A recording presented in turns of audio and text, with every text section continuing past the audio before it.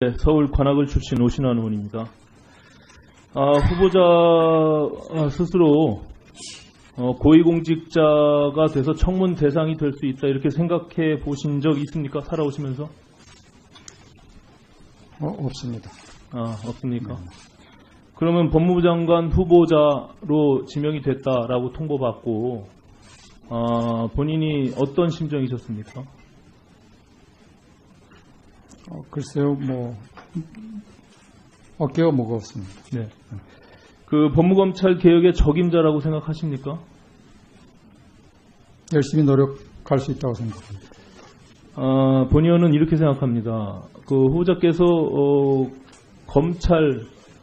검사 조직이 적폐청산의 대상이라고 생각하십니까? 적폐청산의 대상이라기보다는 개혁할 부분이 많이 있다 그렇게 봅니다. 그럼 검찰을 개혁해야 될 대상으로 보시나요? 저는 이렇게 생각합니다. 그 개혁이 성공하기 위해서는 검찰 조직이 갖고 있는 앞서 여러 의원님들 지적하신 조직의 문화, 제도, 시스템 이런 것들을 개혁하고자 하셔야지 검찰이 여지껏 나름대로 소명을 갖고 해왔던 그 각 개인 사람에 대한 부분을 검찰의 개혁 대상으로 보신다면 저는 또 다른 개혁이 실패할 수 있다 이렇게 보고 있습니다. 그렇기 때문에 부디 점령군처럼 행사하지 마시고 앞서 말씀하신 대로 함께 개혁할 수 있는 분위기를 만들어 주시기 바랍니다. 선거 캠페인과 국정 운영이라는 현실의 무게가 기계적으로 같을 수 없다는 점을 솔직하게 고백한다. 누가 얘기한 건지 알고 계십니까? 대통령께서 말씀하셨죠. 5대 인사원칙 무너지면서 선거 캠페인과 현실은 다른 부분이 있다라는 것을 절감하신 겁니다. 사실 검찰 조직에 안 계셨기 때문에 외부자적 시각으로 그 개혁의 강도를 높이 할 수는 있지만 또 다른 문제로 인해서 어려움에 봉착할 수 있다는 점을 말씀드리는 겁니다. 왜냐하면 앞서 그 여러 의원님들 지적과 같이 이 서면질의 답변서의 최종적인 책임은 후보자 본인에게 있는 겁니다. 저도 엊그저께 받아서 이것을 2-3시간만이면 다 볼 수 있습니다. 책 2권. 이 부분을 너무 많은 양 때문에 내가 내 뜻과 달리 쓰여져 있었다. 이렇게 무책임한 발언들 하는 것은 저는 받아들이기가 어렵습니다. 또 한 가지는 앞서 그 진주 아파트 소유권에 대한 문제, 본인이 81년도에 실질적인 소유권은 나한테 있음으로 인해서 내 소유의 아파트다라고 지금 주장하고 있는 거 아닙니까? 예? 네. 그런데 내 소유의 아파트가 나도 모르게 제3자에게 매도되고 그래서 그 매도된 게 다시 내 손으로 돌아오는데 나도 모르는 일이다. 이렇게 말씀하실 수 있습니까? 그게 법을 전공하신 분이 하실 수 있는 말입니까? 제가 81년부터 86년까지 독일에 있었습니다. 그래서 그 사이에 그런 것들은 제가 무슨 일이 있었는지는 건 사실 모르고요. 그다음에 그 제3자라는 분이 지금 돌아가신 그 외삼촌입니다. 그래서 네. 그런 그 관계가 왜 있었는지는 사실 너무 오래된 일이라서 알 수가 없습니다. 자, 다음 페이지 열어주세요. 81년도 몇 월 달에 독일로 출국하셨습니까? 3월에 했습니다. 3월에 출국했죠. 저 소유권이 81년도 박상기 후보자의 부친인 박선영 소유권 이전 등기가 12월 달에 됩니다. 네. 독일에 가셔서 송금해가지고 본인의 돈으로 그것을 아버지의 명의를 신탁받아서 소유했다는 겁니까? 네, 그건 아니고요. 그럼? 그때 아마 저 아파트를 분양받으셨던 것 같습니다. 그런데 왜 본인의 소유라고 주장을 하냐는 겁니다. 누가 봐도 박선영을 통해서 최수선이라는 외삼촌을 통해가지고 박상기 후보자 본인에게 탈세를 위한 세금 탈루를 위한 제3자를 통한 증여가 명백하게 보여지는데도 그것을 왜 인정하지 않냐는 겁니다.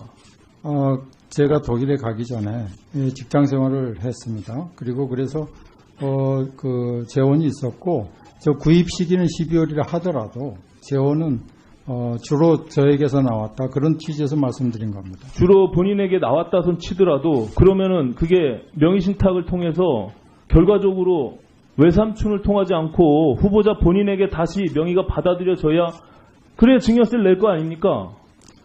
그런데 왜 증여세를 내지 않기 위해서 외삼촌으로 89년도 2월 13일 날 소유권 이전 등기가 됩니다. 그때는 한국에 계셨죠? 82년이요? 89년도에 지금 그 최수선이라고 하는 외삼촌으로 소유권 이전이 된 겁니다. 지금 자꾸 거짓말을 하셔서 이게 맞지가 않는데 86년도까지 독일에 계셨잖아요. 네. 89년도에는 소유권이 이전될 때는 한국에 계셨습니다. 네. 예. 네. 그래서 몰랐다는 겁니까? 독일에 있어서? 아니, 그건 아니고요. 그러면 최수선으로 넘어갔을 때는 알고 계실 거 아닙니까? 한국에 계셨으니까. 내가 돈을 내서 내 소유의 아파트를 부친이 외삼촌한테 넘기는데 아들한테 얘기도 안 하고 그냥 최수선한테 넘깁니까? 그 다음에 최수선한테 넘긴 것이 3년이라는 양도세를 내지 않기 위해서 보유했다가 3년이 지나자마자 92년도에 박상기 후보자 본인에게 넘어옵니다. 양도세를 안 내고 그때는 양도세가 문제되지 않는 3년의 것이었습니다. 보유 기간을 거쳤으니까 양도세를 안 냈다는 얘기입니다. 그래서 양도세 문제되지 않지만 그렇지만 바로 후보자 아버지 부친으로부터 후보자에게 넘어오면 10% 정도의 증여세를 내야 될 거 아닙니까? 그 최수선이라고 하는 외삼촌을 끼고서 제3자를 통해서 넘어오기 때문에 결과적으로 증여세를 안 낸 거 아닙니까? 그건 아니고요. 다시 한번 말씀드리지만 그 아파트 구입은 제가 독일 출국 후에 구입은 하셨지만 그 전에 저의 그 돈과 아버지도 조금 보탠지 모르겠습니다만은 주로 제가 가지고 있던 돈으로 구입하신 겁니다. 그리고 그러니까 후보자의 돈으로 구입을 했다 손 치더라도 그것도 제가 받아들이기가 어렵고 그것도 어느 국민이 그것을 이해합니까? 지금 이런 과정 속에서 본인의 돈으로 구입했다 손 치더라도 그러면은 왜 최수선이라고 하는 외삼촌한테 명의를 넘겼다가 실제 거래가 일어나지 않은 것이죠. 그 다음에 실제 돈 거래가 없이 박상기 후보자한테 소유권이 넘어오는데 그건 어떻게 설명하십니까? 글쎄 그 부분에 관해서 제가 이번에 보니까 근저당권이 설정된 것이 3건이 있더라고요. 그런데 그 자세한 내막을 제가 몰랐습니다. 그리고 마지막에는 그런데 제가 독일에 있는 동안에 근저당권 설정이 된 게 있었어요. 80년대 몇 살입니까? 80년대 결혼하셨죠? 네. 80년대 몇 살이에요? 미성년자입니까? 예. 이 질문이 반복해서 나오는데 후보자의 답변이 좀 명쾌하지 못합니다. 후보자님. 그래서 좀 성명권을 좀 행사를 제가 하고 싶은데 박선영에서 최수선으로 넘어올 때 실제 매매 계약이 이루어지고 매매대금이 지불이 된 건지 그 다음에 최수선에서 우리 후보자 박상기 후보자한테 매매로 넘어왔을 때 우리 후보자께서 최수선에게 매매대금을 지급한 건지 그 부분에 대해서 좀 더 명확하게 설명을 해주시기 바랍니다. 제가 이번에 보니까 82년, 85년 이때 근저당권이 설정되어 있는 것을 알았습니다. 그래서 이 채무자가 부친으로 되어 있고요. 그런 과정을 잘 제가 구체적인 채권 채무 관계는 모르고. 제가 물은 것에 대해서 네. 답변을 해주세요. 네, 그런데 최수선 제 외삼촌 명의로 등기된 이 과정에 대해서 제가 솔직히 당시에 몰랐습니다. 최초의 근저당권 설정 원인도 제가 몰랐고요. 그 당시는 독일에 있었고요. 그 다음 두 번째도 몰랐습니다. 이번에 두 분이 다 돌아가셨기 때문에 이 관계를 제가 설명을 들을 수가 없었습니다. 그러니까 최수선에서 후보자로 이렇게 소유권 이전 등기가 될 때 네. 매매계약서를 직접 작성하지 않았습니까? 네, 제가 하지 않았습니다. 그럼 매매대금도 지급한 바가 없네요. 후보자께서 최수선에게 매매계약서 92년에 제 이름으로 등기가 됐습니다. 그 전부 아버지가 했다. 본인은 모른다면요. 92년에 제가 근저당권을 말소를 하고. 그건 아는데 네네. 이 등기 이전 과정, 매매 과정에 대해서 전혀 관여한 바 없다 그런 말씀이신가요? 후보자께서. 이 과정에 대해서는 제가 지금 자세하게 알지를 못합니다, 사실은. 그러니까 알지를 못하는 네. 이유가 관여를 안 했기 때문에 알지를 못하는 겁니까? 아버지가 대신했기 때문에 모른다는 겁니까? 제가 사실은 관여를 하지 않았습니다. 이 건전학교 설정이나 이런 것에 대해서. 아니, 건전학교 네. 설정이 아니라 그리고 이 후보자 앞으로 소유권 이전 등기가 되잖아요. 92년도에. 그때 관여를 했냐 안 했냐 그 얘기예요 지금. 글쎄, 구체적인 사정은 모르겠는데 제가 관여를 하지 않아서 잘 모르겠습니다. 그 부분. 관여를 하지 않아서 네, 잘 네, 기억이 네. 안 난다? 네네. 예. 핵심을 답변을 해 주셔야죠. 다음은 존경하는 김진태 의원님. 네, 서울 관악을 출신 오신환 의원입니다. 후보자 스스로 고위공직자가 돼서 청문 대상이 될 수 있다 이렇게 생각해 보신 적 있습니까? 살아오시면서?